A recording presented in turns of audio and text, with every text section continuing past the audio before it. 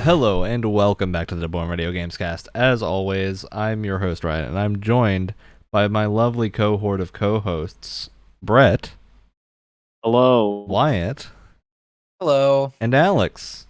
I return after an unintended hiatus. We've done it. We got the gang back together. All right. So we got some things to talk about this week. We have our big surprise Nintendo Direct that they did the thing where they announced the Direct a day before it happened. Always love to see it.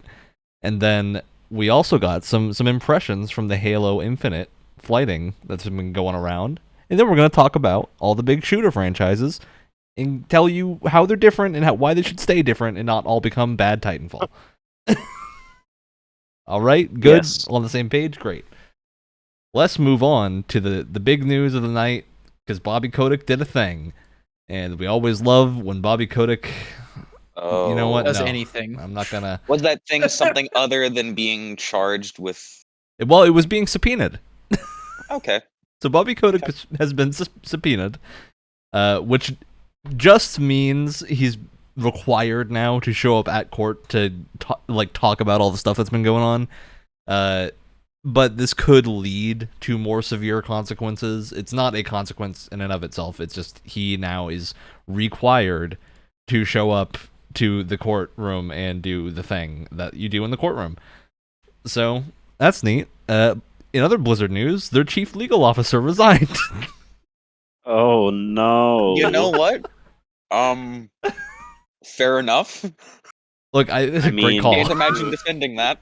This is a great call by this man. He's actually, I think it's a she. I think if I can find her name, yeah, Claire Hart has departed Blizzard after all of this massive fiesta of crap has shown up.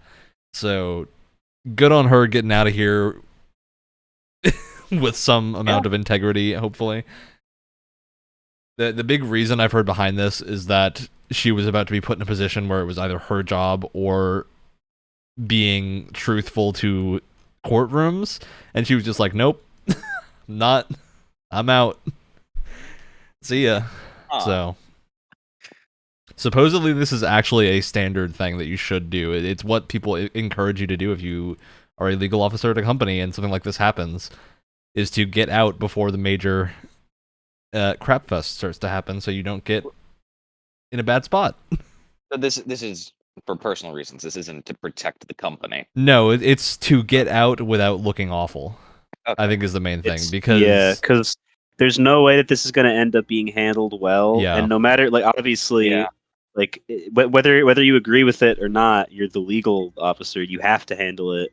Yeah. And there's just no way you could possibly do a good job in the face of everything that's happening right now. So she definitely made the right choice. it could also be of just like, getting the hell because out her of there. job is to basically defend them, and she's just like, no, I'm not Exactly. dealing Yeah. with that. So So why would you want to? Makes sense. yep, nice save on her part. And then we got another Blizzard exec leaving in the latest string of Blizzard people leaving. So this is one of their heads of Overwatch, was Checo Sunny, is one of the head producers of Overwatch. So yeah, they're Blizzard is starting to drop like flies. They're in a bad spot right now. You could say they've been caught in a blizzard. I was waiting for the Alex pun there. No. Is it weird to say that I'm disappointed for an Alex pun? No, I'd say that I can No, that was certainly. on point. That's not the top of my game. I could do better. Well, why do you get it? Because like Blizzard is the name of the company, and it's also a blizzard that you get caught in.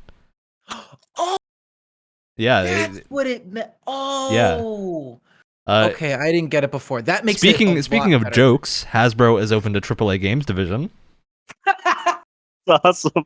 I can't wait to play Nerf football in VR. To be honest, I'm excited for this. I'm Dude. hoping this means we get some more crazy like toy themed video games. Give me like Bionicle era spin-offs. We may Let's finally. get that Transformers game. I was just Come about on. to say. I was just Oh, about to yeah. say. They have the copyright, so Hasbro owns a lot of things in America, at least. They own the distribution of a lot of toys. That this could be pretty based. You know what? A lot of Honestly- franchises that would make great games. The Oh god, does Hasbro have anything to do with Nerf? Yeah, that's what. Uh, Yes. because the first thing that popped into my head when you were talking about this was just sort of like the VR game Sword and Sorcery, just that, but Nerf in a living room. Yeah, And I you could see have- no that. you have a idea. mechanic. I don't know that. I don't think I know that game. It's the Um, wild physics-based sword game. Yeah. Yeah, Okay. just imagine reliving a good old childhood memory of you and a friend in your living room, ducking and hiding behind couches, firing round after round of Nerf dart. And then you still have to manually pick up Yeah. every single one at the end. Oh, There's yeah. there's no like gamifying that. You just still have to do it. Yeah. All right. So with that, we're through the. Oh yeah, there is one more bit of news. So this is the final fallout that we're seeing right now of the Epic and Apple fight. Oh, this is So update. Apple, Tim Sweeney has informed Epic that Fortnite is going to be blacklisted from the Apple's ecosystem until the exhaustion of all court appeals, which could take as long as 5 years. So Fortnite not going to be on Apple devices until all the court appeals are gone, which is going to be a while. It might not be 5 years, but it's going to be probably at least a year. So Our thoughts and prayers goes out to all the 10-year-olds who was playing exclusively on their dad's iPad. I feel like most of the people incredibly affected by this are people that probably play it on 2 platforms and like play around on their phone while they're away or something. No, there's a good deal of people that like only it's primarily like younger kids only Yeah. play on like their parents' iPad or whatever. So you know. I was about to say, like, yeah, like my little sister, but she's in college now, so I guess I don't know. I guess it's just some demographic of people. Well, yeah, your little sister playing on her iPhone in college. So Yes. That key demographic. Hmm. that incredibly core key demographic. All right, is everyone ready to talk about our big news thing that popped up? No, but okay. Nintendo Switch had a direct. Yes. They did. I hope They everyone's did excited because indeed. there was some cool stuff this time. There was. There was That was certainly one announcement that still has me reeling. There's a couple things here that were pretty big. Nothing was like earth-shattering, but we got a lot of smaller big announcements, which is exciting to see. All right. So, I'm just going to go through the important things because we did see a lot of minor games during this. So if I don't mention something that someone wants to talk about, feel free to bring it up. But I'm just going to kind of go in order of importance. So we got Castlevania Advance Collection, which is a collection cool. of the Game Boy Castlevania games, which are all would like really to- good. That one looks I would pretty like cool. to just quickly mention how frustrating it is that we have like literally every single Castlevania game except Symphony of the Night.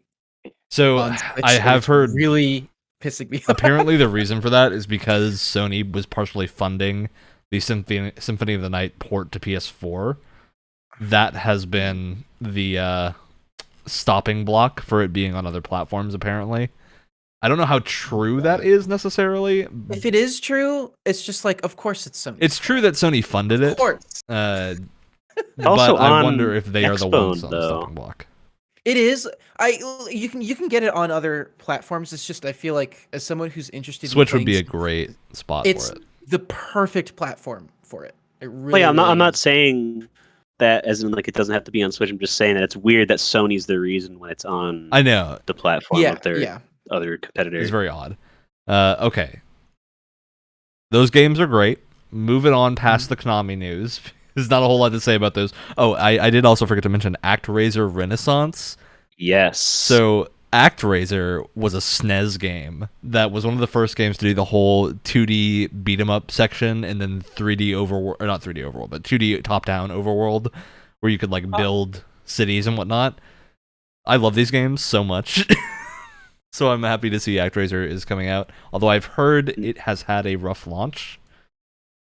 Now, Ryan, Yeah. I'm not sure if you've considered the implications of this, but if you'll remember recently from that gigantic leak of Nvidia things, That's right. ActRiser was there, and that's like one of the ones It that's and like, Castlevania were there, I believe. yes, that I think ActRiser specifically is one of those ones where it's like, why would they ever make another ActRiser again? It's just weird. Like, who like, it would be cool, obviously, but like that's a weird thing to just randomly make a new one And especially of. to shadow drop in ActRaiser. It's a Yes. remake of the SNES game. It's not a brand new one, but it did get shadow dropped. So Yeah.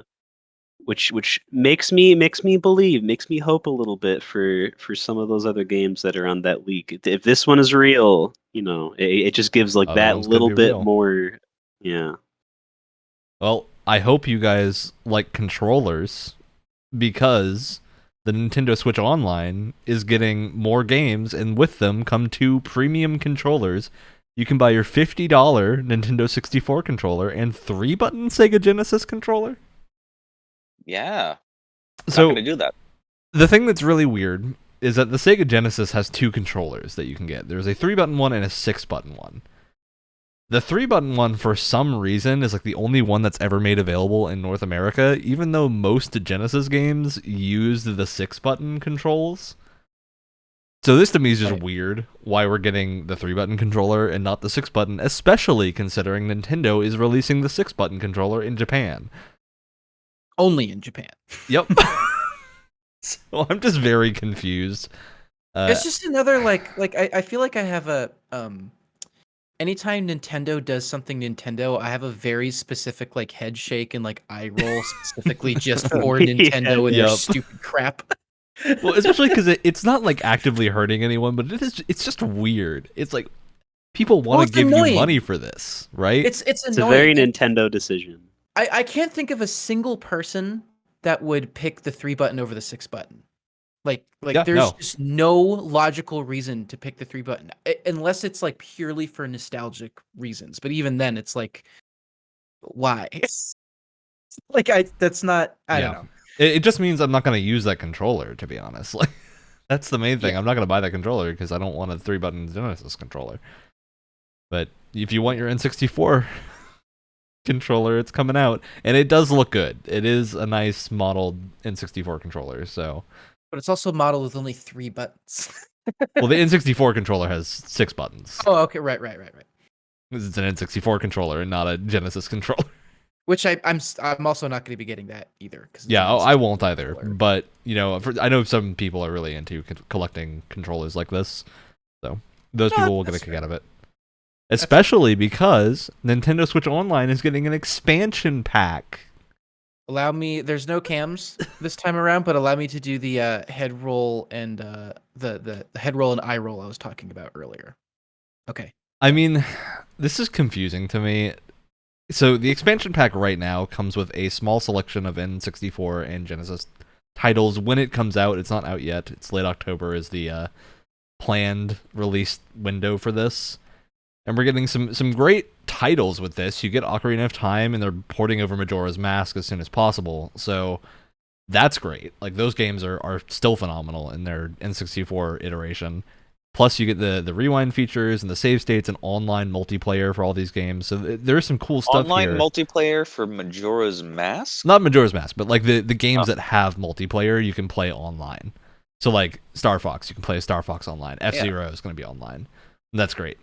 Dude, if they bring back GoldenEye, that's gonna be. It's gonna Yeah. be a big deal for a lot of That's people. got to be a licensing nightmare. Oh yeah. Oh yeah. That's why I said if. Yeah. But that is a big money title. So I am excited to see these games come. I'm just really concerned with what their expansion pack phrasing means for the price of this. Because Nintendo Switch Online already really doesn't give you that much, aside from the library of SNES games and whatnot. So unless you're planning to really play these, that's going to be hard to justify more than like $1 on top I'd at say- the most. It's Nintendo, so $60 for half of the game. It's just weird, right? I just don't get it. I guess we'll see. I think the big thing that would make this worth it is if they showed like GBA or GameCube. I feel like those are their Oh. consoles that would really draw a lot of eyes. Though it is nice that we have N64, because N64 is one of the most notoriously problematic consoles to emulate, where a lot of games still just don't really work super well. So if we get support for some of those games, it would be great. Though I kind of doubt it. All right, moving on to our first big announcement of the night. We got Monster Hunter Rise Sunbreak. Yeah. Is DLC for Monster Hunter Rise. I don't know if anyone else cares about this. I'm just excited. I don't even remember seeing that. It was the very first trailer. I like the Oh, aesthetic. well, that's probably why I missed it then. Yeah, it's the first trailer. They showed a cool new dragon, and then it looks very Castlevania-esque. It's coming out summer 2022. I think the big news here is that it's an expansion and not them re-releasing Rise a year later with more content, because that's what Monster Hunter did before World.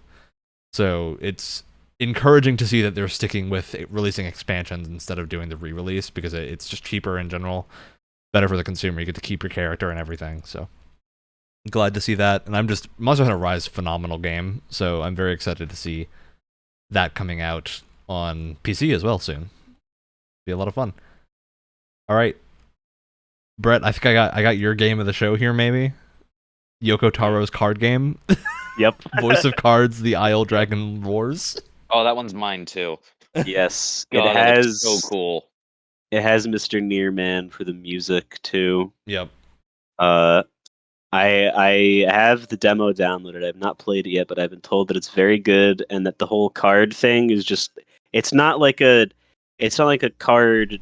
It's not like a card game. The cards are there for like the aesthetic, and then you can flip them. There's things on the other side. It's not a card game, because I make fun of other Ryan from the WrestleCast for any time that there's a game that has a card in it. I'm like, oh, this is a Ryan game. Oh, we're good. Well, to be fair, that works on me too. So, well, yeah, he did go ahead and play through the whole demo, and he was like, oh, this is great, but it's not a card game. And I was like, okay, cool. So I can play this one. Awesome. I'm just gonna play yourself some Bait and Kaitos, Brett. I wish. Then you'll get used to the card games. It almost feels more like a board game, the way that it's presented. That's what it looks like. Yeah. Yeah, aesthetically, it's very board gamey. Like a tile board game, but the tiles are cards. Yeah, that's a good way of putting it. All right. Then after Isle of Dragon Wars, which of course is interesting mainly because of Yoko Taro as of right now. We don't have a lot of other news about this game, but Yoko Taro's name being attached to it is intriguing for what this game is going to be story-wise. I believe it's also a $30 game, not full price. So It also comes out soon and is on like Steam. yeah, October 28th. So that's pretty cool. A lot of fun. Now, Brett, have you ever played Mario Kart? Boy. Yes. Have you ever played Mario Kart and wished you were a chocobo with rollerblades and rocket boosters? Dude, not only that, I wish I was Mario Kart, but that I was Steiner from Final Fantasy IX in just a Jeep with a giant witch hat on it. And now I can finally get my wish. Chocobo GP is coming exclusively to Nintendo Switch in 2022. I really don't know what to say about this. This is the game that took me the most out of left field when I saw it. I think it needs to stay on Nintendo Switch and not go anywhere else. No, I need it. You could play as Gilgamesh, dude. Come on, he has so many arms. This is a game that I really want it to be good, but I'm concerned. The history of Square Enix with Final Fantasy spin-offs is not great. And this looks visually worse than Mario Kart 8, which at this point is 10 years old. Oh my god, what? Yeah, Mario Kart 8 was on the Wii U. So Oh. He's right. You know, Wyatt, that feeling that you were talking about before? There it is. Yeah. Though the one thing go. I do love about this, it has bracket style tournaments of 64 players that you can compete in. Oh my god. Where it does bracket tournaments. I think that's the funniest thing. Can Nintendo servers even handle something like that, or do they just No. catch fire? No, they can't. The answer is no. This is just the kind of thing that I see this and I go, man, who thought of this and who was like, we're going to build a team to make this? Probably the same person that made Chocobo Racing in every Final Fantasy game. So they They finally let him out of his closet after like 15 or 20 years after not having For you to a make a new Chocobo game. spin-off game. Can it Yeah. be something other than Chocobos? No. I don't know. I just thought this really stood out to me as something that's going to be either. I think it's either going to be just a jolly good time or just absolutely terrible. I don't think there's middle ground with this game. Oh, for sure. Yeah. All right, we saw more Project Triangle Strategy, which is now just Triangle Strategy. I knew it. I knew that's what they were gonna call it. You know, no. They're taking words off. By the time it gets released, it'll just be called Triangle. Just be sure. I mean, this is what they did with I Octopath. wish. They called it Project Octopath Traveler. Now it's just Octopath Traveler. So As someone who's currently replaying Immortals Phoenix Rising, I hate Triangle Strategy more as a title. dude, Triangle Strategy to me is just like, it's almost into the territory of so bad it's good, but it's not, right? It's like, it's a little too far on the bad side of a name. It's weird to feel pure contempt for the title of a video game, but that's what I feel. I hate it because it's I don't hate it. I really do it, and I can't really properly explain why, like coherently. I just like, you have the project title, which is a totally normal thing, and project titles usually aren't like super catchy because it's a project title. But then to just name your game your project title is just Lazy. yeah. I don't. My eyes are rolling so hard they're about to pop out of my. I mean, I skull got right it now. with the Octopath Traveler because, like, Octopath Traveler is a decent name on its own. It's not amazing, but it's a decent name, right? This is just like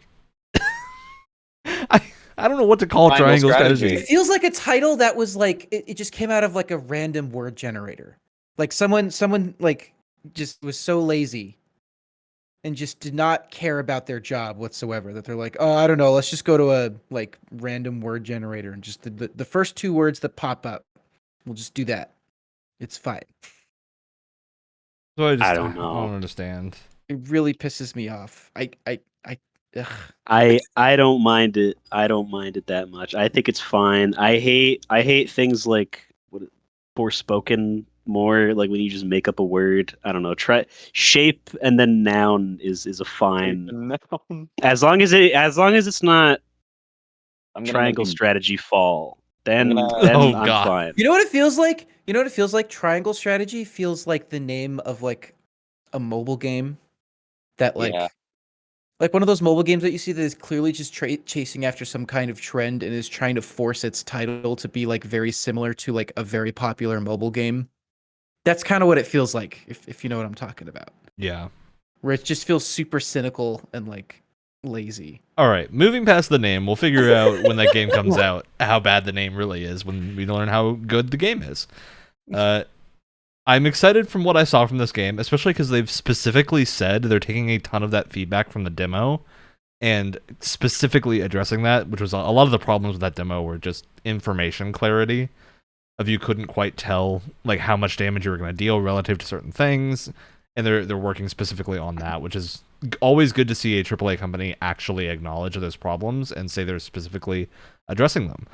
So exciting to see that. Triangle Strategy always had an interesting premise of this whole like three-way battle that you can kind of figure out who you want to support and whatnot and try to navigate it in a way that like gets most of the people through alive. So I think that's a very cool concept. Mm-hmm. Still ways off though. March 4th, 2022 is our date for now. So we're not gonna see it that soon. All right. Hey Wyatt, remember when we were watching the show and we saw some decrepit buildings and went, "What is that?"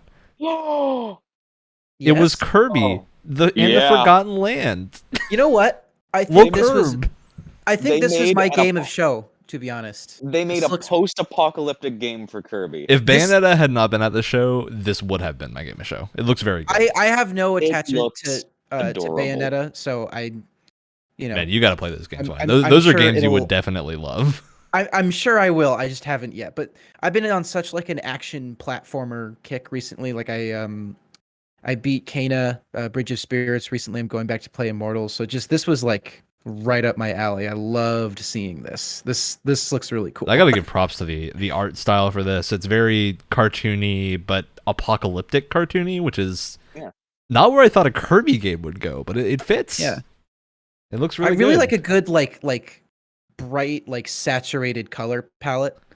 The main like vibes I was getting from this was Mario 3D World and 3D Land. Yeah, that's really what it felt like, and those games are amazing. So yeah.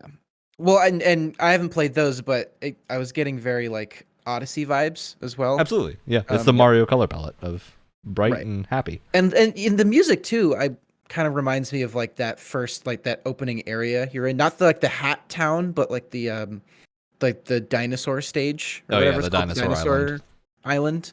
The music is very reminiscent of that. Yeah, I'm totally down. This looks great. I'm excited to see how they do the copy abilities in 3D, especially. I think Star Allies, which is the last Kirby game, got a lot of kind of justified, not hatred, but feedback in that the game was very easy even for younger players, to the point where it was just like the game kind of played itself a lot of the time, and that's what you really want to avoid. I remember playing that game. Were you part of this, Ryan? I played it in like 4-player co-op with a bunch of friends. Yeah. It's like nothing happened. We just kind of like hit right on the thumbstick and things just happen. Visually looks great, but it just kind of doesn't. Especially if you're playing single player, nothing happens. Because the only Kirby game I've really played in depth, I remember playing Nightmare in Dreamland like religiously. Oh, Nightmare in Dreamland's great. As a kid, but have they done a Kirby game in like a 3D environment before? The closest we've gotten is Air Ride, which was the racing game. but that's not like a traditional. But it's not a traditional Kirby game, and Air Ride was really good. But that's like a 20-year-old game almost at this point, and it was a racing game, not a regular game. But it was our little brief flash of 3D Kirby glory, and we just haven't gotten it since. But it's coming back, and he's got a neat little like BMW in the background. Looks great. All right. Yeah. Volkswagen didn't make it through. Any other thoughts on Kirby? The big curb stomp. He is a circle and a smiley face. He's a friend. Yep, big friend. All right. Moving on, we got our Dying Light 2 cloud version. and Dying Light. Dying Light's coming. And next, Mario Party Superstars. And yes. No. The big thing with Mario Party Superstars, I gotta ask everyone: five boards that are all from the N64 version. Why? Why, dude? I bothered to come up with new content. I hate Mario Party. It's about time it started hating me back. So I'm not surprised. Okay. I don't think I've ever played Mario Party. Now that I don't. It's very good. It's good it's sometimes. Like every other Mario Party game is good. Okay, Brett. Let me ask you why do you hate Mario Party? Okay, I like party games. Okay. When the games, like the mini games in them, are like fun and good, and there's just a semblance of like, yes, I won this whole thing because I, for this one little bit, was better than all the other people at the party. Mario Party thinks it's fun sometimes, just be like, oh, you went to the bathroom 3 times during gameplay, you get the bathroom star, and they just give that to you at the end. For no reason. And conversely, that's why I love the game. Stars that you get. I hate it. There's too many random effects for me to feel like I have any input on the game. Oh, that's the point. You guys are the people that never play Smash with items on. I never play Smash in general because I don't like that either. Ryan, you're also talking to people that despise Fall Guys with a burning passion. Okay, but like Fall Guys is not the same as Mario Party. That's not the same. I'm not saying they're the same game, but we hate it for the same reasons. No, you don't. No, you absolutely don't. What are you talking about? You're talking about randomness, right? You're talking about you feel like you don't have control over the outcome. Why don't die on this hill? Why, you have 9,000% control of the outcome in Fall Guys. If you slip up and fall off, that you could learn to not do that next time. You don't get a pee pee poo But poo you have, victory. but you Oh, have you all these other oh. players, and the physics are actively working against you. That's the point. They're actively working We're not against going to talk. everyone. This is not a It's just Fall the Guys game. episode. We're not talking about Fall Guys here. We're moving on from God. Mario Party to Mario Golf Super Rush. We're just getting 2 DLC courses. Yay! Moving on again. Disco Elysium on Switch. Play that game. It's really good. Star Wars Knights of the Old Republic. This is weird. KOTOR. This is super weird because we just literally like a week ago got the announcement of a full remake by the same company that's porting the game. It's just weird. I don't know. I mean, the original is still great, so obviously, like, if you haven't played Star Wars Knights of the Old Republic, the Switch version is probably going to be a great way to play it, especially considering this game runs well on mobile phones, and it still looks pretty good, at least of games that are, like, 20 years old at this point. It could possibly hint at, like, how different the remake could be if they feel somewhat comfortable with releasing the original on a new platform. It could be like, you know, if it was a more faithful like remake, they may not have been like super okay with that, but it might be so different, and that's why they're okay with like putting out the original. Yeah, maybe. They're Final That's possible. Fantasy 7ing it. Oh that, god. that's what my first thought is like maybe it's so different that you know you're just not getting a very similar experience. All right. Well, speaking of similar experiences, Disney's Magical World 2 Enchanted Edition is making its way over from 3DS to Switch if you want to spend time with your favorite Disney characters. I thought this was Kingdom Hearts for a second. I popped a little bit, and then it wasn't, and then it was just like, oh, that would have been No, funny. it'll probably this have a more sucks. coherent story. I know nothing You're about right. this game. I don't That's feel not comfortable hard. bashing it because it clearly is meant for children. It's ridiculous. This is not a game Even for if it us. doesn't have a story, it'll still have a more coherent story. The lack of one. still Then make then more sense what? Than having a Kingdom Hearts story. Oh, okay. I see. I literally said that like 3 times. I think Brett was talking at the same time, so I didn't hear Oh, okay. your half of it, Wyatt. Deltarune Chapter 2, dropping as a free update to Deltarune Chapter 1. We're getting Yay. an Animal Crossing Direct in November, and we're getting the Direct in October, and we're also getting the final Smash character reveal on October 5th. Any predictions? I need everyone locking in their predictions for final Smash Oh, character God. now. Who is it? Um, Wow, I it's think bad at the it would- predictions. It would be the biggest, most wonderful middle finger to everyone. Everyone's saying like, "Oh, the day I die is when Fortnite's in Smash." Dude, just do it. Just do it. Finish it off with Fortnite. Just cleanse the Oh, earth man. with that one decision alone. I open personally the airlock. This is more what I want rather than what I think it'll be, but I say this all the time. I really want Zagreus in Smash. I don't even have like I don't think I'm completely up to date on like getting the characters and stuff. I haven't paid for that second pack. If they released Zagreus as like the final character, I would buy the pack just to play Zagreus. I totally would. Dude, Zagreus and Master Chief are my two, like, those are the ones that would probably get the biggest pop from me. But Yeah. I'll be happy with anything, because I'm already happy with the second character pass. It's got some great characters in it, so whoever drops, I'm sure will be very fun. We'll get to see very soon. Alright, then we got Splatoon 3. We got some more Splatoon 3. Apocalypse. Return of the Mammalians. Oh. I don't know what that means. Oh. The mammals are coming back. The mammals. What is Wyatt. that? Things with nipples, You are Wyatt. one. No, but Things in the with nipples are coming to context of the Splatoon. game. What It's is a game about squids. There aren't any mammals left except for the cats that are there, and there's only 2 of them. And now all Oh. the other mammals are coming back, Wyatt. Okay, I'm not Splatoon caught up on lore is Splatoon very lore. deep, Wyatt. Excuse me. God. Splatoon is the Evangelion No, of legitimately. Nintendo games. I don't know what that means. you Neither do people that have seen jokingly say Evangelion. that. But it kind of is. Look, To the extent that most Nintendo lore goes, it is almost the Evangelion. That was supposed to help me understand. You failed horribly. go It play wasn't. Splatoon 2's Not at campaign, and then you'll understand the mammals. I assume. I still need to play the Understand campaign, but The mammals. mammals are coming back. They look very derpy. Mm-hmm. They're very goofy. You got the bird with massive eyes. Yeah, they did a cool sizzle reel that had like a bunch of cutscenes. So I'm curious. The story in this game looks like it might go hard, which, based off of Splatoon 2, I could see it happening. Oh yeah, that was like the biggest surprise when I played Splatoon 2, it was like, wow, this single player mode is like actually really good. Yeah, it's substantial. Monolith Soft, baby. I'm sure Splatoon 3's is probably going to be bigger. And it also looks insane because they're really nailing it home the chaos theme with this.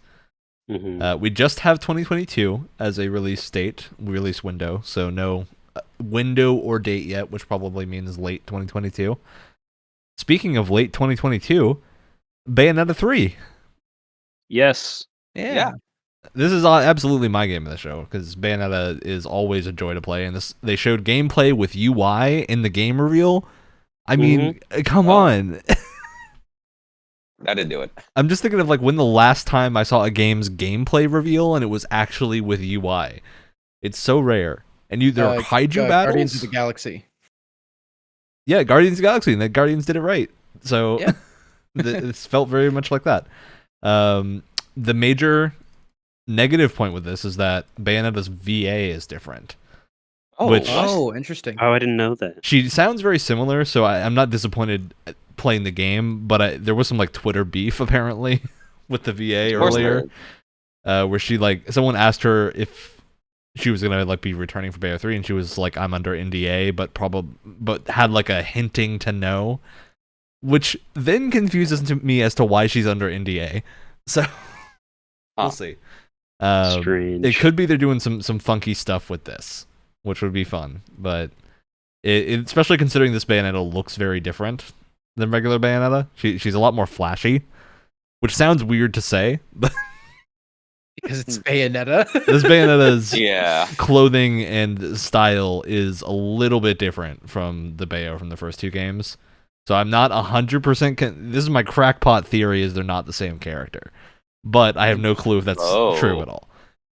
Start a spin foil, why So don't we you? might get like a Raiden from. No, I think they're the Just same do person, but thing? not the same character. That makes see Bayonetta has the opportunity to do multiverses, and that's my crackpot theory is they're going multiverse. Well, that's what I'm saying is that they're gonna have you be this slightly different version of Bayonetta, and then they might. Yeah, but it's not like a Old Snake and Bayonetta. Raiden because Raiden's not Snake, right? But Bayonetta's still Bayonetta, but she's not the same. No, but Bayonetta, it'll you be know? like a Little twisty. switcheroo.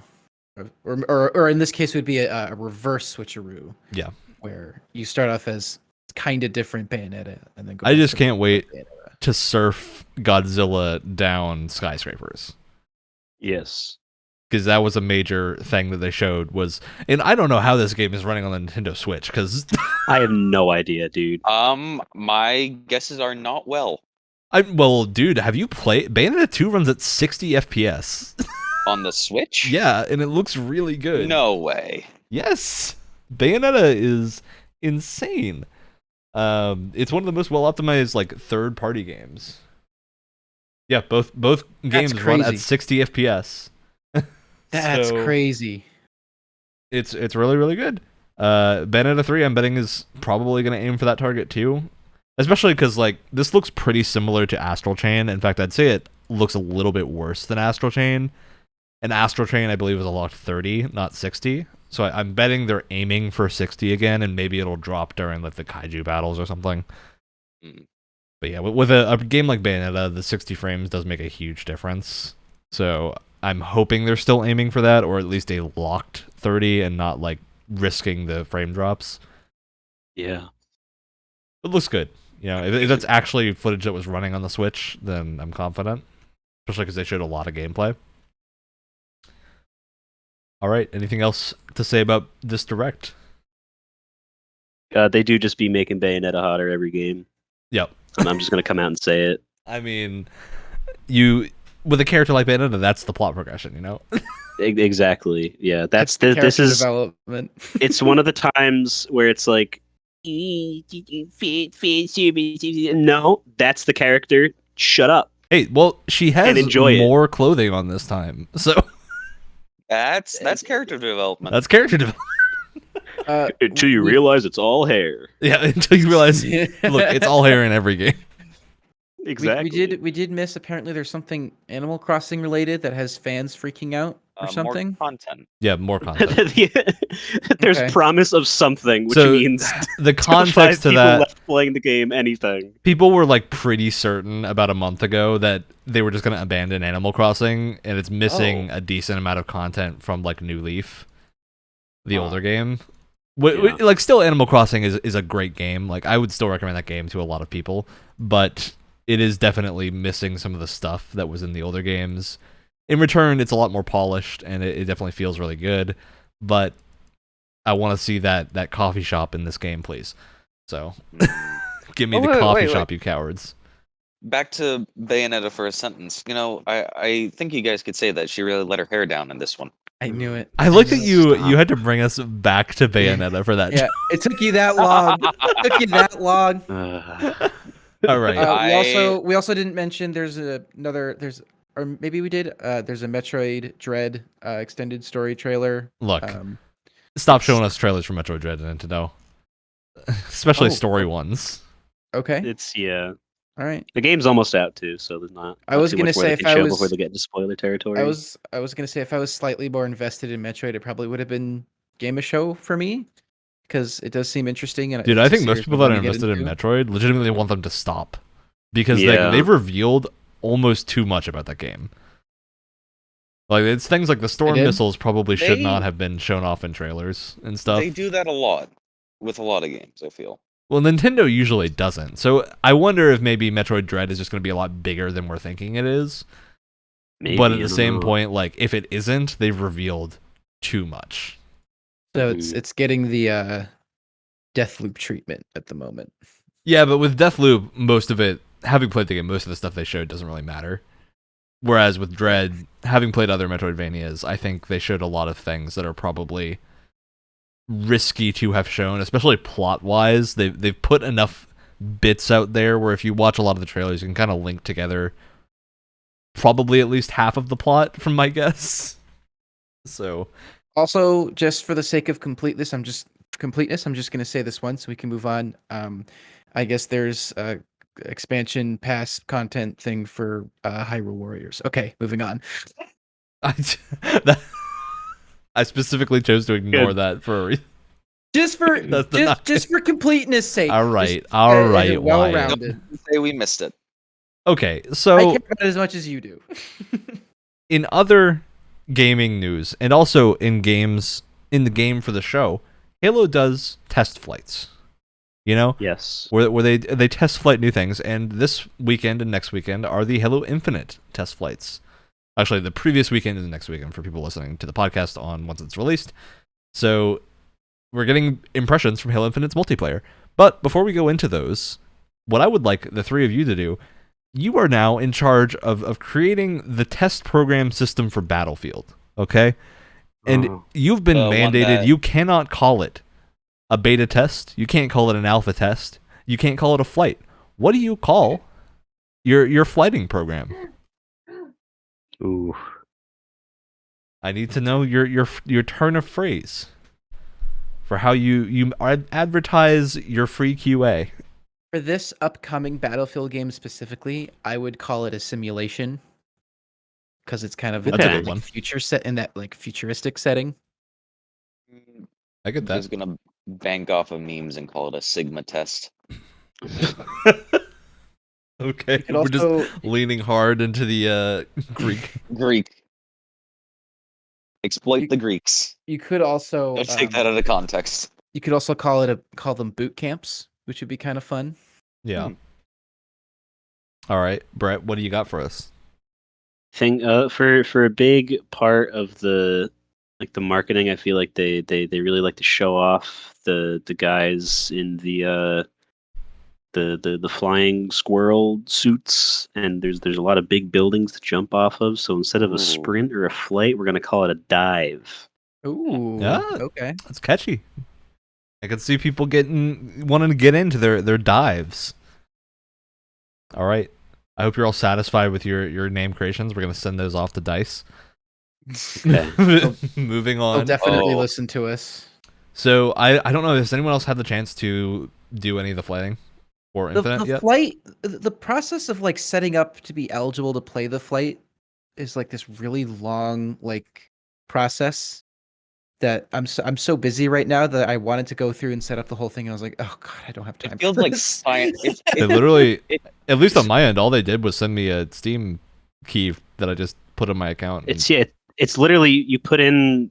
It's like a little survey, and then you put it in, and you just wait, and then there's a chance you might get an email back. That's the thing why I haven't done it. It's just like I don't really I don't want to set up myself for disappointment, and I'd rather just play the game when it comes out. Are they they like doing it for invite just everyone when you do these. Are they doing it for just Xbox right now, or is No, it? it's no, everything.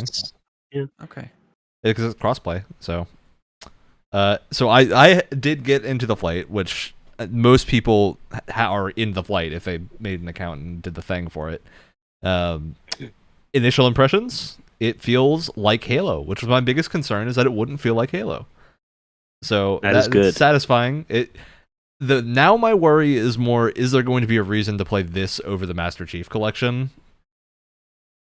I think that's going to be the biggest question mark for a lot of people that own the Master Chief Collection or Game Pass. I would like to present the argument that a lot of the time, even if you have a lot of like, okay, you have, Halo 2, 3, Reach, 4, like you have a lot of different Halo games and you broaden your search quite a bit. I've found that their matchmaking algorithm, you often end up playing a lot of similar maps and a lot of similar modes. And so I could see, for me specifically, I could see really getting into Infinite because it won't be like the same thing that I've been playing for the past like couple of months. Because it really feels like it like I do locks wonder you if into Infinite's going to maps avoid a that, lot. because I do agree with you. Like when we were playing Halo MCC, we got a lot of the same maps over and over. Yeah. When there are like a dozen maps that can show up for that game mode, so There's that a is certainly crazy weird. amount of multiplayer maps for one Halo game by itself. And it feels like we're maybe playing like 6. Yeah. And if you There- have all the games selected, like the chance of just getting 3 over and over again is just it's way too high. It's like I can't remember the last time I played on like Rat's Nest or Zenith or something like that on Halo Yeah. 2 because Yeah. it's always like, Ascension or something like that. Like it's always the same maps and it's getting very tiresome. Okay, so I think a few more details of the multiplayer for people that here are going to care about. Grappling hook. So Yes. grappling hook is in the test flight, and it is a limited use power up. So the cooldown is not significant; it's like 2 seconds. But when you pick it up, it has charges, so you can only use it like 3 times before it goes away.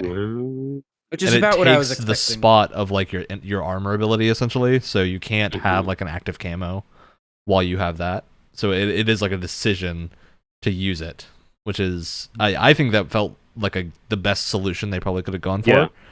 That Because makes it sense. brings that classic arena shooter feeling where you're running around getting the weapons and finding your grapple hook to get to like a sniping position or something. It's very cool.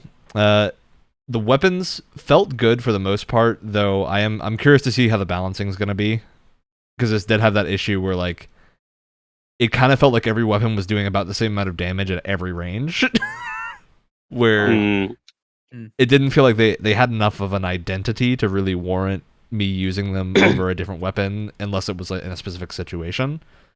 Though I do got to give major props. The new like assault rifle thing they have, like heavy assault rifle, feels The incredible. Yeah. or something, right? It's like the MK40, I think it's called.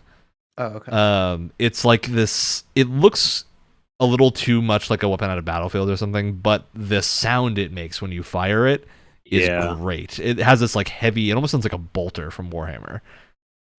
Very very heavy impact, and it takes a good number of hits to kill someone, but it tracks really well. It feels great.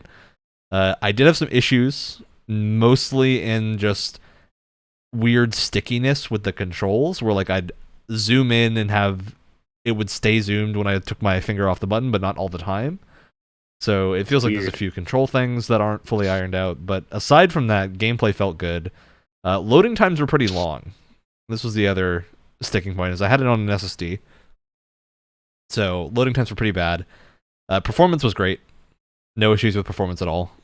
I think I was getting like a locked 60 at pretty high settings. I didn't touch the defaults, so it looked great. I will say this game, I think to me, felt more like Halo multiplayer than the Halo 2 remake did. If that makes sense. That's a good sign. Because That the is a Halo really 2 good remake, sign. I know why it likes it. To me, for some reason, it just feels off whenever I play it. Whereas this felt like Halo. It didn't feel like the Halo 2 remake, which I think was a really positive sign. So that's the majority of the feedback I've seen. And from what I got playing it, that was a lot of what I was feeling was just, this is probably going to be good multiplayer. There's not necessarily enough because we only got to play the like 4v4 arena maps. I did get to play one objective-based one and mostly free-for-all, so... Or not free-for-all, but like Slayer. Slayer feels good, always feels good. The team capture point mode was, I think, my favorite thing that I played, where you have to like rotate capturing points, almost in like Battlefront, OG Star Wars Battlefront style, of like taking these small capture points and then just locking them down That's and cool. defending them for a little while. And like gaining points and then rotating to other capture points. That felt like a good mix of the chaos of Slayer and whatnot, mixed with an objective-based mode that has you actually trying to do things. And it felt really good with 4 players, which I think was the important thing. Of like, that was a really good small team mode. So yeah, that's general takeaways from the start. It's made me a lot more confident that at least the multiplayer is going to be solid. Mm-hmm.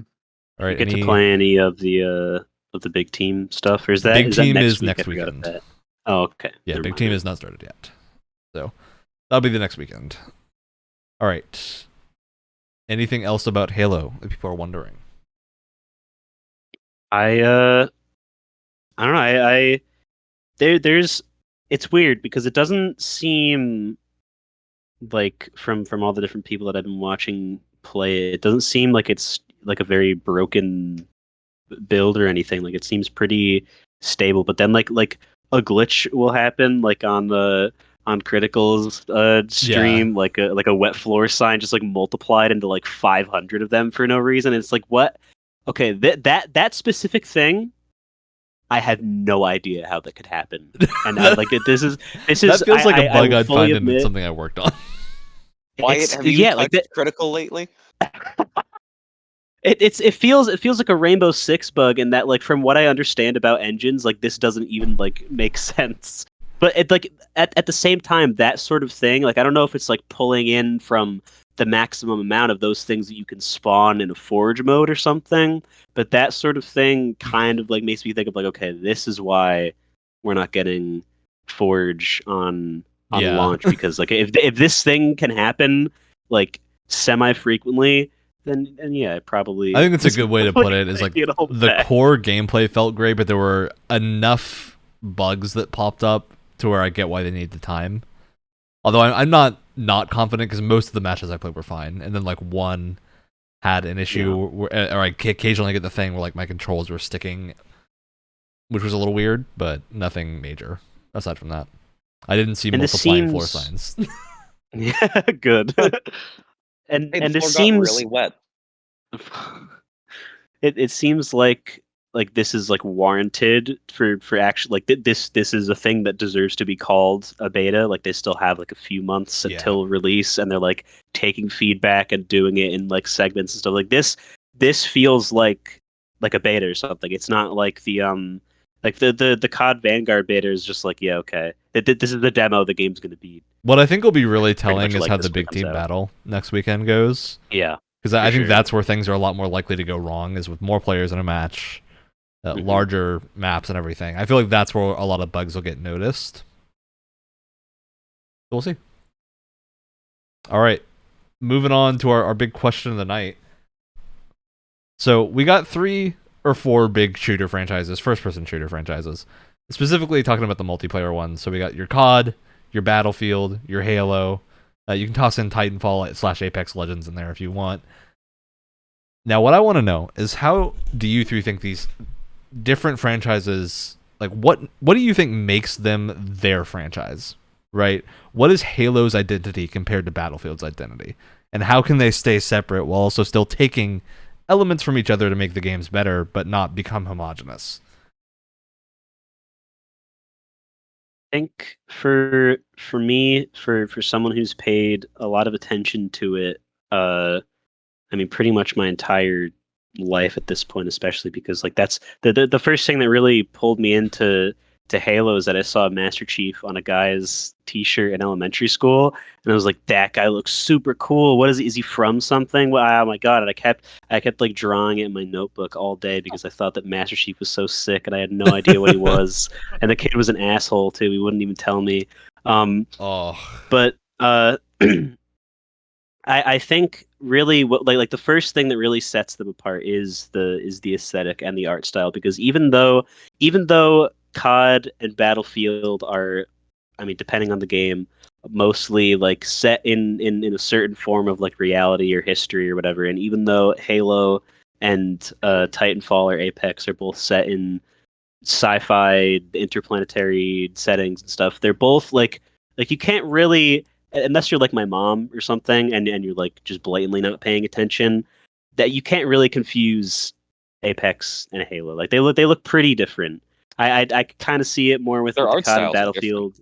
It's yeah, the art styles for each one is different. I think that's done a really great job of setting them apart for like pretty much the entire time that they've been games. Is that Halo really hasn't looked very much like another game.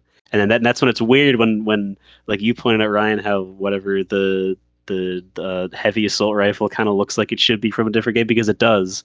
It's just weird because it has so many aspects of like a couple guns from Titanfall or real ones from Battlefield that it's like, oh, this is blurring the line that's supposed to be so clean. Eh. And that's also why people get legitimately, rightfully upset when that aesthetic gets tampered with. When something like Halo 4 comes out and all of a sudden Forerunners aren't Master brutalists. Chief's, yeah, Forerunners aren't brutalists, and you can see what's under Master Chief's COD piece. Like that's just not.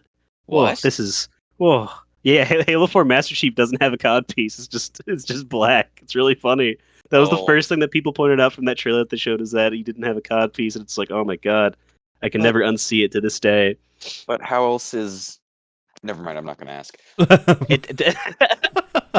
It's like The stuff suits. like that where the whole aesthetic gets changed, and people like, even if it like if Halo 4 was a different game and was completely unrelated, and Halo didn't exist and it came out and it looked like that, it would probably be great. I think Halo 4 is it has fine aesthetic and a fine setting, but the fact that it changed something that was really good and really recognizable is the problem.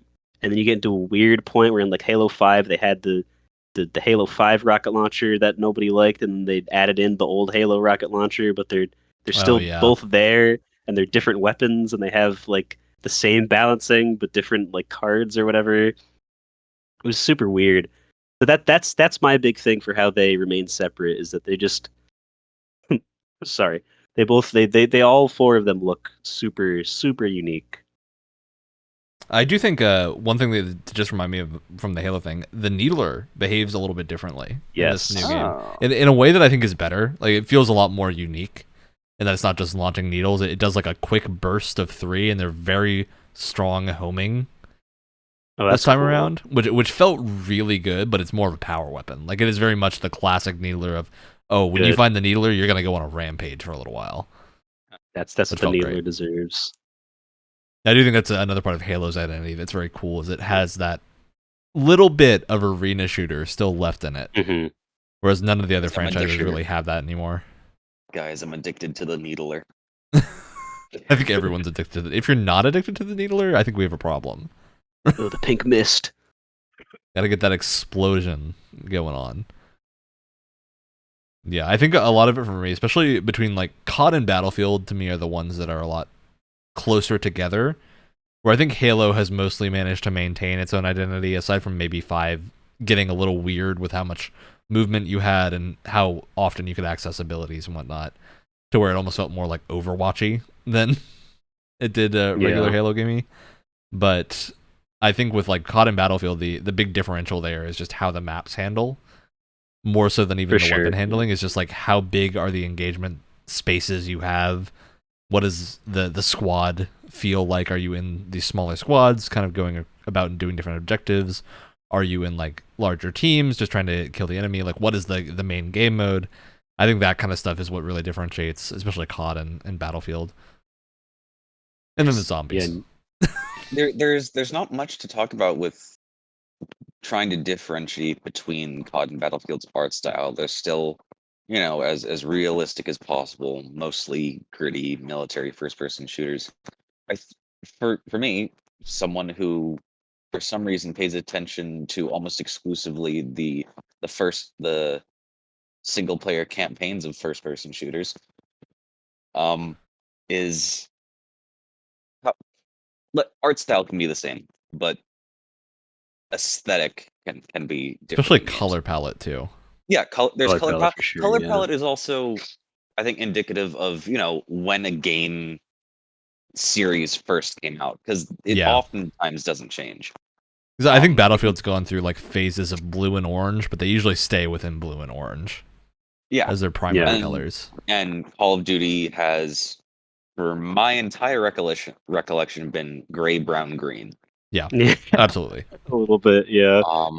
But it's also in how they handle what little, story there is in the first person, but also things like, it's either gritty historical military action that can be logically sort of like stepped up in the player's mind to, okay, this is how the technology will, like, it's bridging an interesting line between sci-fi and general technological advancements that I think each of those two franchises handles differently. Battlefield, I feel like, gets a little bit more into the fantasy aspect of it, especially with how the designs are, with how their gadgets and things are designed. Yeah, I definitely get where you're coming from, especially with Call- Battlefield's gadgets. it seems also like it. This is going back to the aesthetic. A lot of the things can also seem a lot more, while not necessarily smooth, streamlined. Call of Duty, I think, has an unhealthy obsession with greebles. Oh, you little artist boy, you. All right. It really is like I don't even think anyone considers it a joke anymore. But like the joke has always been that like, oh, the COD is for stupid people. But like, I comparatively, all the like the FPS is on this imaginary list that we have. I think in terms of being in quotes stupid, COD is probably the dumbest one because it literally is just like a bunch of rats milling around in a cage and just slapping each other with just reckless abandon in those 3 lanes. And you look at someone and you blink at them and they die in one frame. And oh, sorry. Halo's kind of got that like arena shooter esque feel, and they have like multiple different engagement distances and stuff, and like a huge variety of game modes. And Battlefield is more focused on like the bigger, more intelligent gameplay, and even just like Titanfall 2 is super chaotic, but you really need to know your options of the things that you could do in Yeah, that you have to very know the short tools at your period of time. disposal. It's you need to know exactly how you can get from one corner of the map to the other in like 8 seconds with one grapple shot. In COD, it's just like pure like if you are 10 years old and your reaction timing hasn't been like just completely withered down by this point by the natural abuse of life and whatever alcohol you'll have consumed at a later point, 10 years then old. you're great. Well, that's what I mean. It's like that, like, ooh, COD is for 10-year-olds. That is like actually the best like age bracket to be good at playing it because your reflexes are insane. You're just a crazy little kid who's just hopped up on his Flintstones gummies. but then like the older you get, like even just like out of college or something, scientifically that is when your reflexes will start to get like noticeably not as good as a 10-year-old playing COD. And that is my science explanation for you today. One of the other things I mentioned, I briefly touched on story. Also, I feel like Call of Duty and Battlefield and those, they're, I I can't be upset that they aren't doing anything with their single player story because I'd be the only one who's getting upset about that. I in- mean, in- You I wouldn't be. agree with you, but at the same time, I've stopped. I'm not invested in it anymore, Yeah, right? They've it's- lost me at but this point. it's not they're not trying to do anything challenging story wise. It's for the most part, I just feel like what I've experienced is military propaganda. Yeah, that's Yeah. what it's turned into now. I mean, Yeah. especially with Vanguard's whole weird reclassification of history thing. It feels just odd and not extremely uncomfortable. Yeah, uncomfortable and a little bit just standoffish is, I think, the best way to put it. And it's Yeah. it's really unfortunate because for a lot of people, video games and things can get them interested in history. And if you're starting off with like a glazed view of what's going on like that, it can be damaging to your the way you think about things. I mean, yeah, I think honestly a good comparison with that is sports games and games that have a changing roster. Like, go back and play Ric Flair in one of the old WrestleMania games and go, oh man, Ric Flair's cool, and then you learn, oh no, Ric Flair did some bad stuff. And it's the case of like Tiger Woods and everything. Same thing with PGA Tour. Yeah. Of just, I think that's a thing that it's okay when the history has not happened yet, right? Where you've made the game before these bad things have come out. Then obviously, I Yeah. don't think you need to be revisionist about the game. But when it's the case of like Call of Duty Vanguard is looking at real people that happened like 50 plus years ago now, and is maybe getting the facts a little bit wrong is concerning. And it's weird to me, especially when it's the same. I mean, not like same company because it's Sledgehammer's making it, and they're not the people that made World of War, but it's the same. It's under the same like banner. So I'm gonna say it's the same company because it's still a COD game. So that you would assume that they would Yeah. have a consistent politics from however many COD games to the They're- next. There's got to be like checks and balances in there to say, okay, this is getting through, this isn't getting through, but it's been consistently pushed through. It's just strange to me that it's a complete opposite from World at War, because you have a game that, yeah, sure, as a kid before you really get it, it's just you whatever, you're shooting the same amount of guys that you do in every other game, whatever.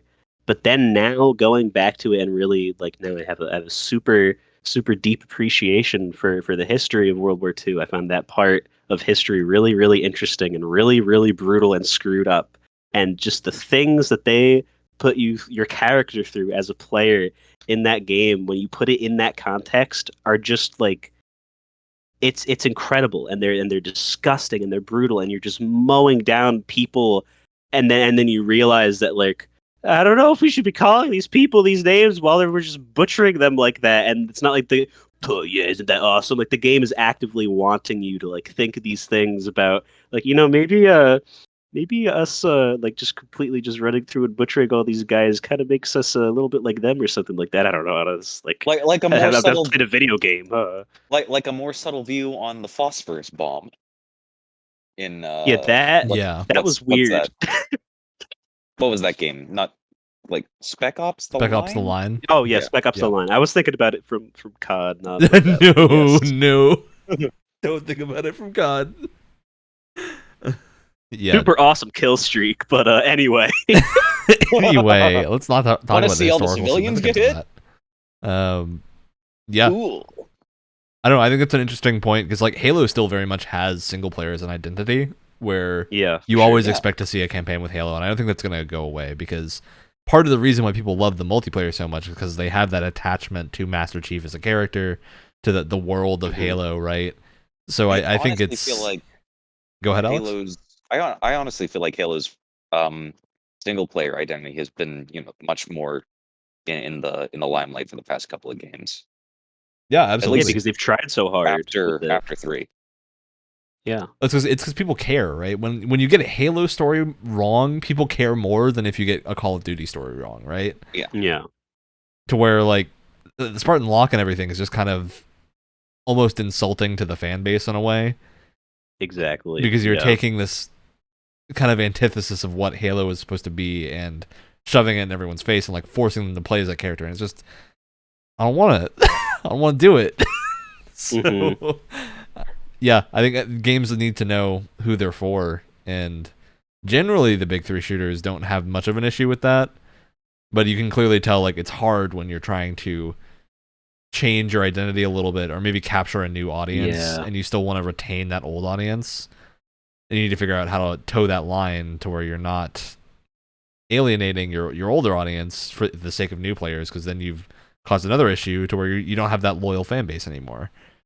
Because we've had a lot of instances between all of these games of like severe overlap, where in Vidocs and dev interviews of Halo 4's development, of like really high up people saying like, yeah, we went out of our way to hire people that specifically did not like past Halo games to make it different. And then you got suspiciously a lot of mechanics that were from COD in a Halo Yeah. game. And it was very strange in multiplayer. And then you have in Modern Warfare, clearly the writing was on the wall of the people screaming about how awful Battlefield 5 was. So I you could tell in the dev room, the COD guys with their like 2 year turnaround or whatever, being like, oh, we gotta edit a big game mode really fast because we have the big map for the battle royale. So what if we just made the big maps like smaller and we just released those and people could play that instead of Battlefield? And then they did that, and then it was just like mediocre Battlefield for a while. That was Well, I mean, at the that same was the time, Battlefield replacement. was mediocre Battlefield. So. Exactly.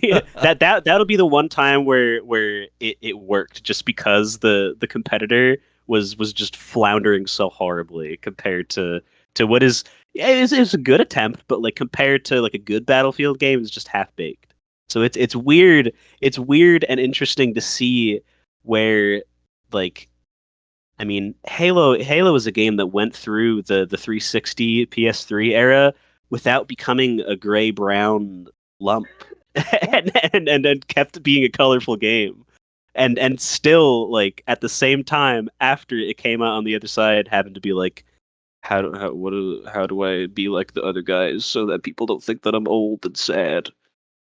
And I think after they tried and it failed in Halo 4's case, um, and people didn't like how much was different overall in Halo 5 either for a Halo game.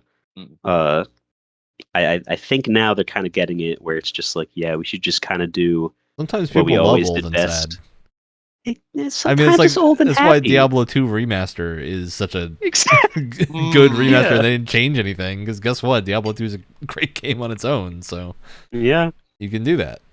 Sometimes you don't need to do the sweeping thing of just change what the entire franchise is about, because guess what? Like, people liked it, so Yeah.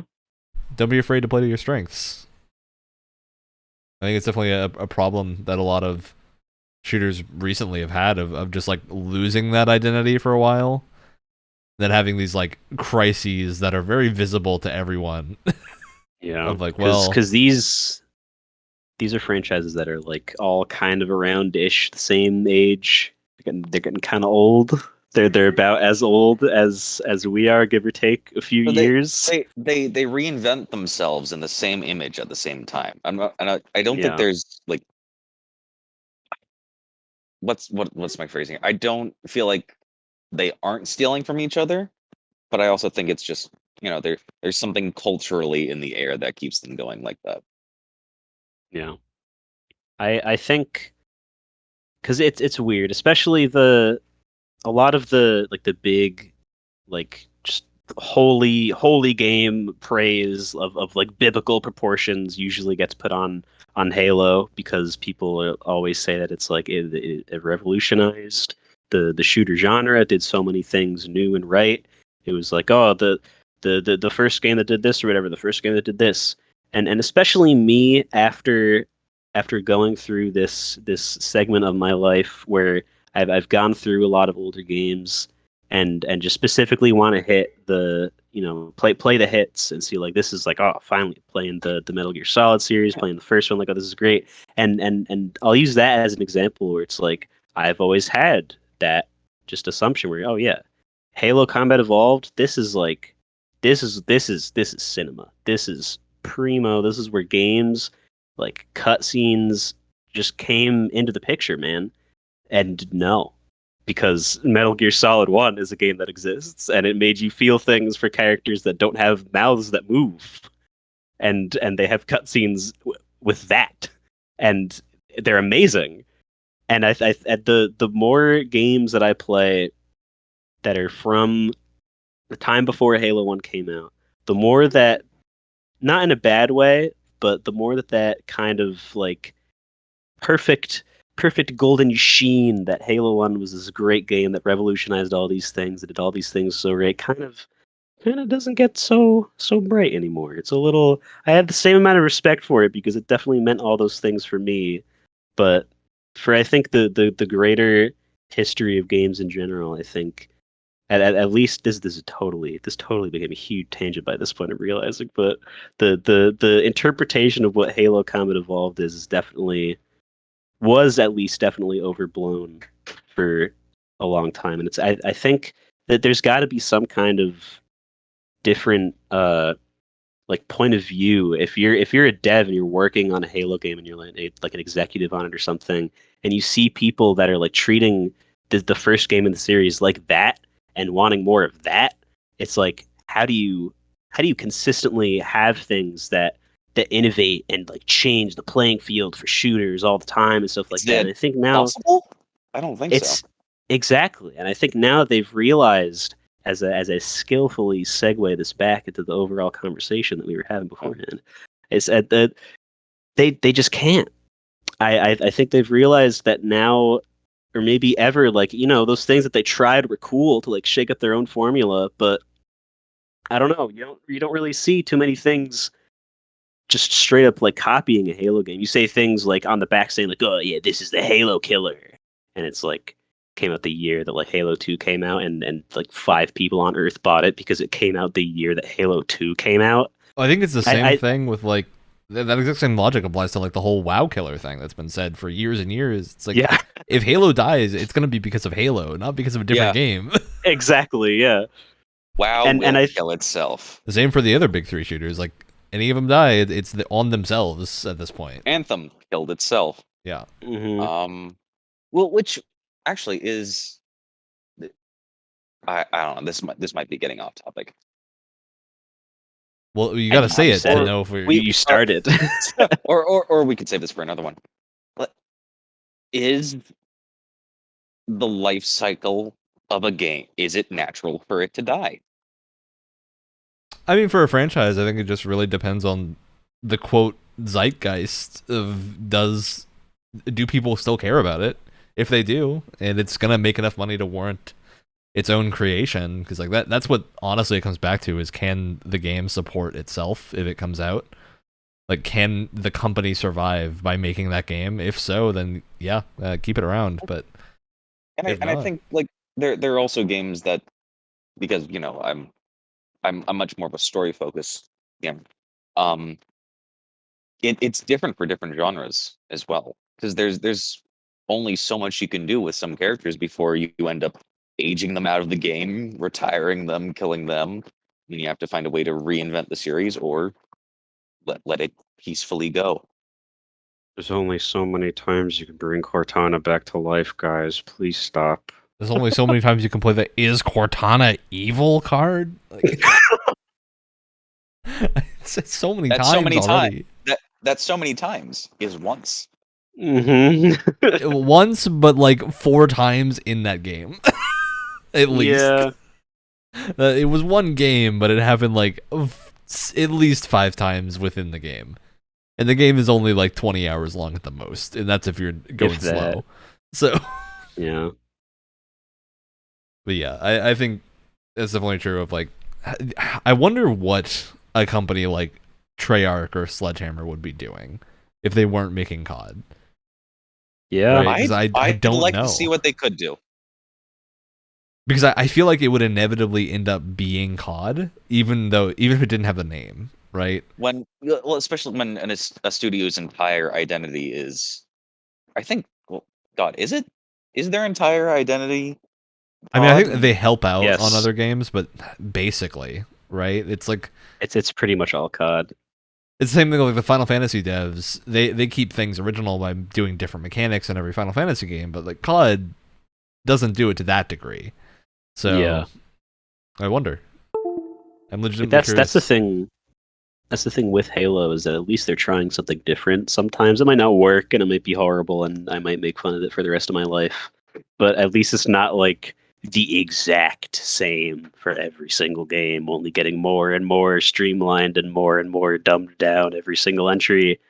And I think if it was a situation where, oh, I wonder what these guys were doing, would it just be COD?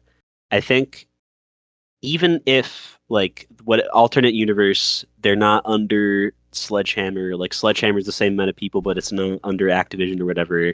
I think it might just be like COD but cooler because they wouldn't have because these are guys like the Dead Space creative director and the people from like Raven or whatever that made the old like Blood games, like super weird, Like crazy idea people it could be that more are out now. there, You go. or so like it doesn't have to be mass appealing, but it would still end up pretty much finding its way to a large audience of people. But it doesn't have to be this Yeah, watered down all applying. It can be a very wide niche, I guess. exactly. It doesn't have to be. I don't think the people like at least the big names or whatever that have been around from like the Blood days or have like made the Dead Space series or whatever. Um, like these are people that at least from our point of view of like outsiders who just see Activision as big, scary, evil cyberpunk dystopian media conglomerate. Like they're Is just being limited. They're being limited by the people that are expecting them to make the games that they expect them to make. And this is what happens. You get people who made the really awesome uh horrifying tentacle sequence from Dead Space One, where you're getting pulled through the hallway and you have to Oh, shoot the little yellow eye, getting made to make the 6 minute long train sequence from COD World War II, where the train just keeps exploding again and again and won't stop exploding. somebody place the tracks with nitroglycerin. Oh yeah. Yeah. When you're under Activision, you make what makes money, not what necessarily makes you happy or fulfilled. I mean, it's, for I some guess. people that's the same because like I know a lot of designers and Yeah, I'm one of them that's like the kind of person where I just want to be working on a problem to solve, right? Mhm. So I Yeah. think for a lot of people that's not necessarily a concern, but for the higher ups and people that are leading these teams having to make the same thing over and over, burnout is I think Yeah. certainly a concern of just like Yeah. even if you're the kind of person that doesn't get that kind of burnout often, if you're doing the same thing for at this point like 20 years, at some point you're gonna want to change. So Oh yeah. yeah, I wonder how much of the new ideas we see in like COD and Halo are born from that or are born from Hmm. wanting to put the franchise in line with something else that's happening. Like some other franchise that's become popular or some cultural thing that's like, oh, battle royales are really popular right now, so we got to make the COD battle royale, right? Yeah. Dude, I saw people in the stream chat for when they were talking about the Halo flight before it was a thing, asking for a Halo Battle Royale. I saw people asking for it. I think the thing is like a Halo battle royale that is truly Halo-y could be cool, but that's not what we would get, right? No, absolutely not.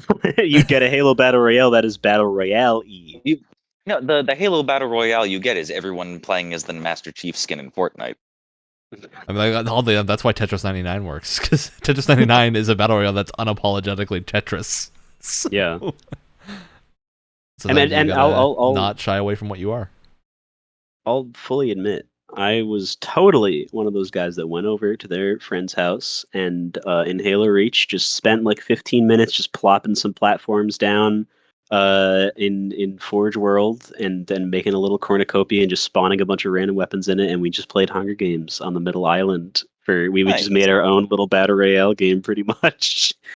Because like that's my thing with the Halo custom modes is I would rather play a player made battle royale than a dev made one. Because I feel like that's where you get the insanity and that just feeling of uniqueness that comes from the wild minds of whoever would dream up a Halo battle royale that is probably insane. Mm-hmm.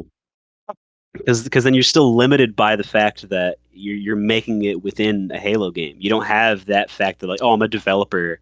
I can just like I can make a whole new map, or change this mechanic or change that mechanic. It's like no, you have a wonderful little Forge mode with dynamic lighting now, where you put something on top of something else and it casts a shadow. Isn't that cool? Make a battle royale mode in it, okay? And stop complaining. Yeah, I mean, people have made crazier things in Trials and Little Big Planet, so yeah. Oh. I don't think it's out of the realm of possibility. So it'd be fun to see once we get battle royales, or not battle royale. Once we get a Forge mode in Infinite, is what crazy things people can come up with. Especially because I bet the maps are going to be a lot larger, considering the single player focus is on more open spaces. Yeah, that's true. I hope that carries over. That would be a real shame if it didn't for some reason. But we literally have no idea because they've shown nothing of either of those. So I don't know. Yeah, we'll see. All right. Anything else to say on these big three? We've run through a lot of it. It feels like it. I feel like I've run a marathon with my mouth. And I wasn't even the one who was talking the most. We did have a very philosophical conversation. We're opinionated about on shooters. Yeah. That's the takeaway from this podcast. We all want proper Halo. Mm-hmm. And I think proper COD and proper Battlefield and proper Titanfall. I think the reason that people are... I mean, at this point, I'd just take Titanfall.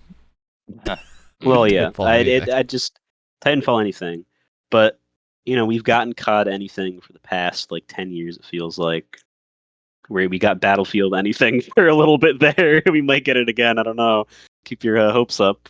But I think that's the big takeaway is that any of these franchises, I don't think there really has to be like a oh, this one's better, like what you like, obviously, and you'll get made fun of for it no matter what because that's this planet.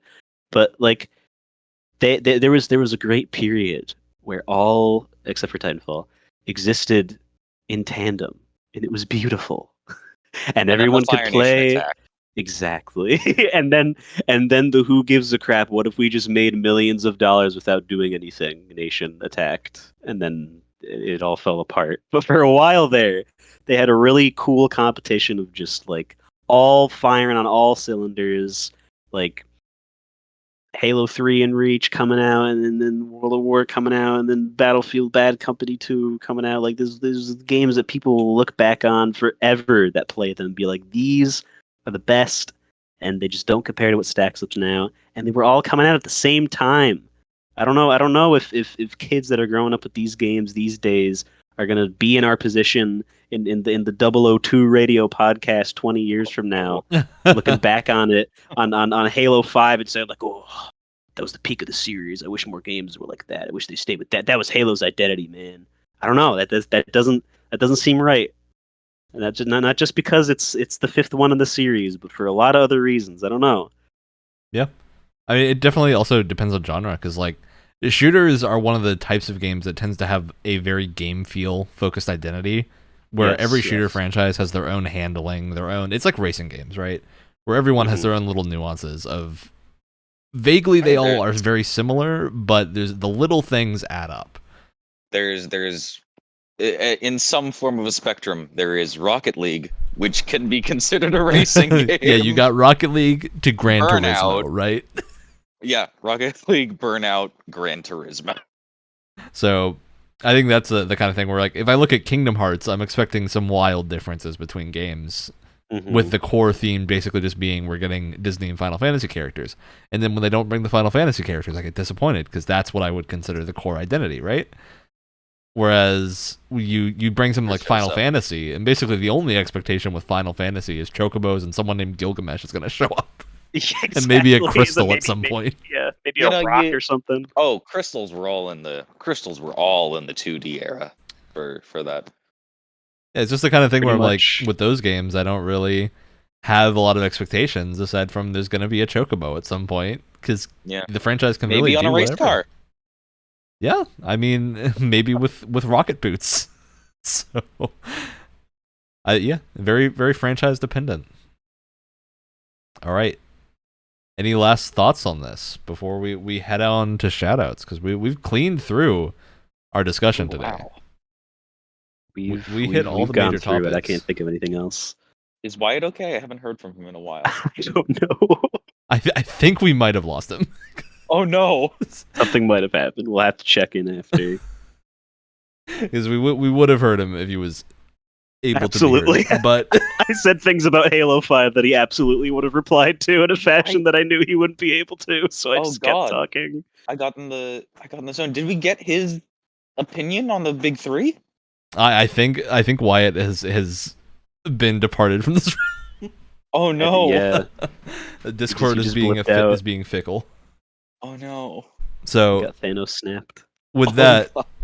we'll give him a spot next episode to rebuke anything that we've said that he feels personally offended by. Yes. So Yes. with that, let's move on to our shoutouts. Brett, you said yes most recently. Therefore, Okay. you're first. And I'm going to I'm going to cite something that had me shouting yes multiple other times. And if Oh, you yeah. don't Yeah. shout this out, Ryan, I have to. Kenny Omega and Bryan Danielson put on the singles match to kill all TV singles matches. This was a pay-per-view match. This was a full over a half-hour match, and they gave it away free on television. And it was so good. My God, it was incredible. I was going insane, and there was like a certain point. I think it was after the one attempt that Kenny had at putting the one winged angel in, and The Rana. Danielson just immediately reversed it with a Rana. I was like, there's no way either of them can win. This if a timer didn't exist, they would keep fighting for the entire 4 hours that was scheduled for the night because they filmed Rampage and Dynamite on the same night.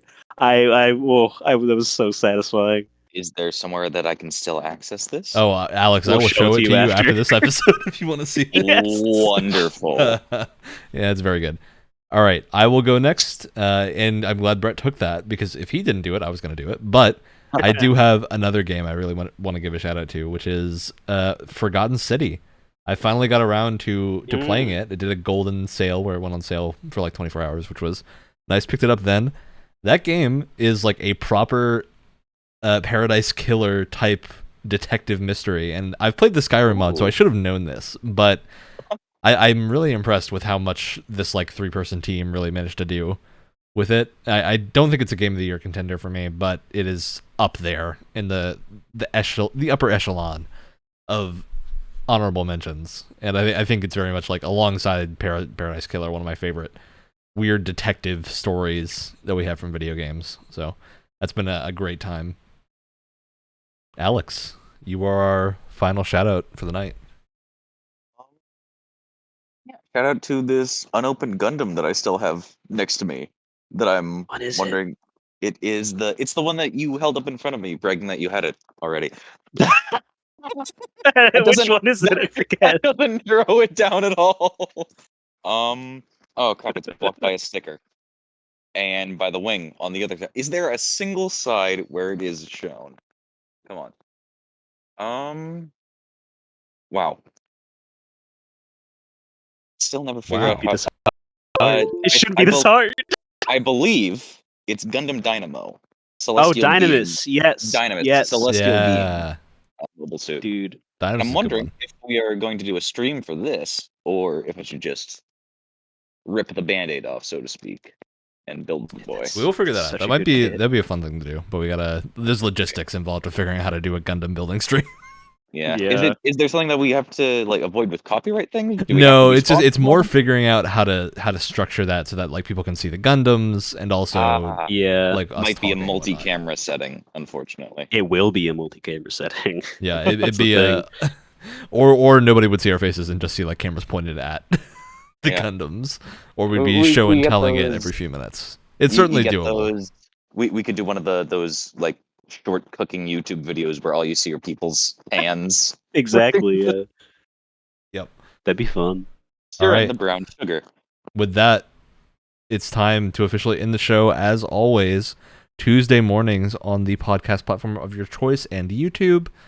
Please sub to the YouTube channel so we can get our custom link. That would be great. Yeah, watch the show, listen to the show, do whatever you like doing. All right.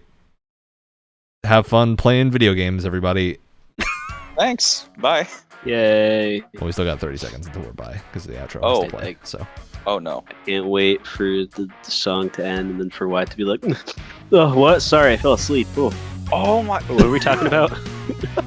Maybe he did. I'm He like did that fully before, expecting didn't he? that. I don't know because I don't think like there wasn't like a lull in conversation where like only like